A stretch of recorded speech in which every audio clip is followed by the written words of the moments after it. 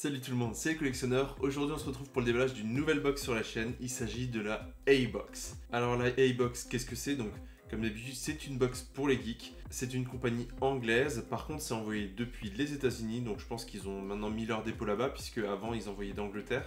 Et depuis le mois d'octobre, donc avec cette box, ils livrent en France. Du coup, j'en ai profité puisque vraiment c'était une box qui me paraissait super intéressante. Donc je l'ai prise. Donc elle coûte 29 livres par mois plus 6 livres de frais de port. Donc ça revient à environ 40 €. Comme d'habitude, je vous mets le lien dans la description si vous souhaitez vous abonner. Et maintenant, découvrons ce qu'il y a là-dedans.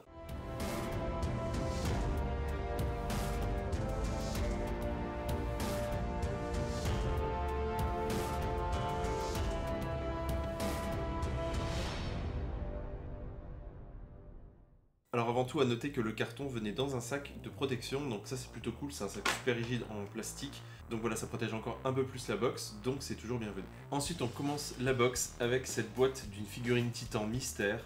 Alors par contre vous savez que je suis pas un grand fan des figurines Titan, par contre ici pour ces personnages là je trouve que ça colle encore assez bien. Donc on avait la possibilité de recevoir différents personnages de Metal Gear Solid 5, dont par exemple le Celanthropus. De ce côté là on a encore quelques personnages, on peut même avoir Didi le chien de Solid.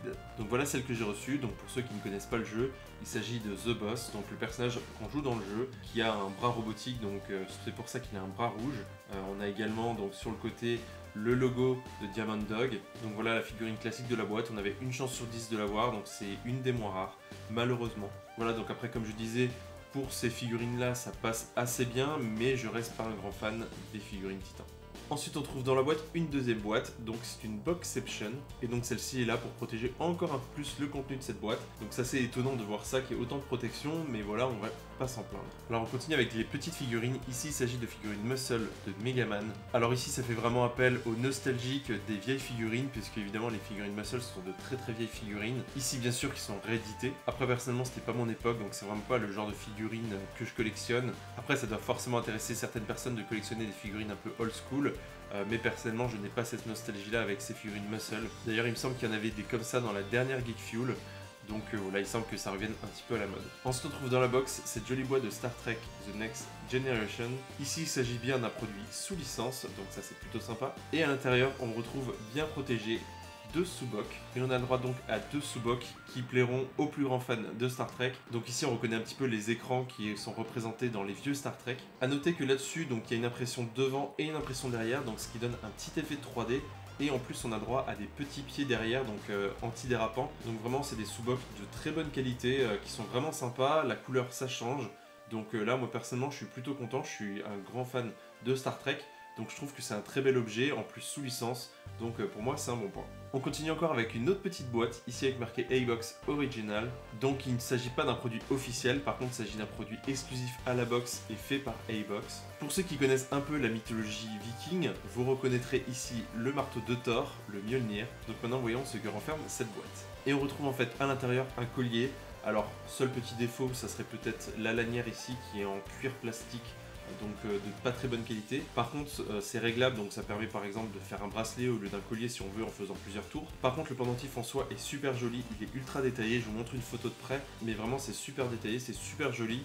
Donc là je trouve que c'est également une bonne idée, c'est très original, on a très rarement des colliers, donc là pour moi encore une fois un bon point. On reprend avec les produits sous licence, ici avec un sac à dos Thor Ragnarok. Alors personnellement je suis pas trop fan du sac à dos en soi, le design avec du bleu, du vert, du orange, c'est très flashy, le mélange j'aime pas trop. Après j'ai pas encore vu le film, je pense que c'est un petit peu pour faire un clin d'œil aussi au sac à dos des années 80 qui était pas mal dans ce style là. Par contre c'est un sac un peu spécial puisqu'à l'intérieur on retrouve une autre poche, et en fait cette poche permet de ranger le sac à dos directement dedans, un peu comme un kawaii. Donc ça c'est plus trop pratique, on peut vraiment compresser le sac. Après par contre voilà, en dehors de ça, c'est pas un sac de très grande qualité, ça vaut pas le sac qu'on a vu par exemple dans la Lutaku. Il faut également aimer le design, c'est un sac très basique, mais voilà, il faut dire que au moins c'est original, on a très rarement des sacs.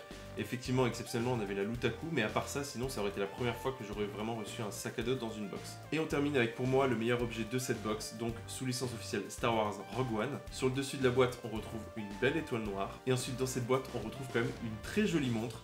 Donc là c'est assez exceptionnel parce que c'est vraiment la première fois que je reçois dans une box une montre. Dans mes souvenirs, j'en ai jamais reçu avant. Alors bien sûr c'est pas une montre de marque, de très haute qualité, etc. Mais c'est quand même une montre sous licence officielle. Alors dans le fond on retrouve un casque de Death Trooper, avec sur le côté écrit Death Trooper. Si vous faites attention également sur chaque heure, vous voyez un petit logo de l'Empire, donc ça c'est un joli détail. Après je dirais que pour moi le défaut c'est qu'on voit pas plus la tête de Stormtrooper qui est en fond, ça rendrait la montre quand même un peu plus jolie. Par contre même si c'est une montre assez basique, ça a l'air d'être une montre quand même d'assez bonne qualité. À l'arrière, il y a bien écrit Lucasfilm, donc c'est vraiment une montre officielle. Donc là, personnellement, je suis très content pour ce produit. Justement, je cherchais à m'acheter une montre un peu pour tous les jours. Donc là, c'est parfait. Je trouve que la montre est très jolie, elle est super légère, mais vraiment, elle pèse rien. C'est à se demander si vraiment il y a quelque chose qui fonctionne dedans. Mais là, vraiment, encore une fois, un produit super original. En plus, je pense que ça doit bien valoir dans les 20-25 € facile. Donc là, franchement, dans une box à ce prix-là, je trouve que c'est assez exceptionnel quand même de retrouver une montre. Donc voilà le récapitulatif de la box. Donc on a le sac Thor Ragnarok, on a la figurine Metal Gear Solid 5, on a le collier avec le petit marteau de Thor, on a les sous-verts de Star Trek The Next Generation, on a ensuite les figurines Muscle de Megaman, là ça pouvait varier en fonction des personnages, et on termine avec l'objet bonus, donc qui est la montre. Alors là par contre pour l'objet bonus, est-ce que justement c'était pas prévu dans la box et donc c'est vraiment un objet bonus, on doit pas le compter dans la valeur de la box, ou est-ce que c'est un objet surprise que finalement est bien contenu dans le prix de la box, et voilà ils le mettent pour que si jamais on sort le récapitulatif avant de découvrir l'objet, ça soit vraiment une surprise. Je sais pas trop ce qu'ils ont voulu dire par justement produit bonus. Par contre voilà pour cette box, clairement pour 40 € on a une figurine Titan. Même si je suis pas trop fan, ça vaut quand même dans les 10 €. On a les petites figurines Muscle Megaman, donc ça je pense que ça doit valoir dans les 6-7 € je dirais. On a le collier qui est très sympa, donc pareil ça doit être dans les 8-10 €. On a les sous-verts très sympathiques de Star Trek. On a la montre qui doit valoir au moins 20-25 €. Et on a le sac à dos officiel Thor Ragnarok.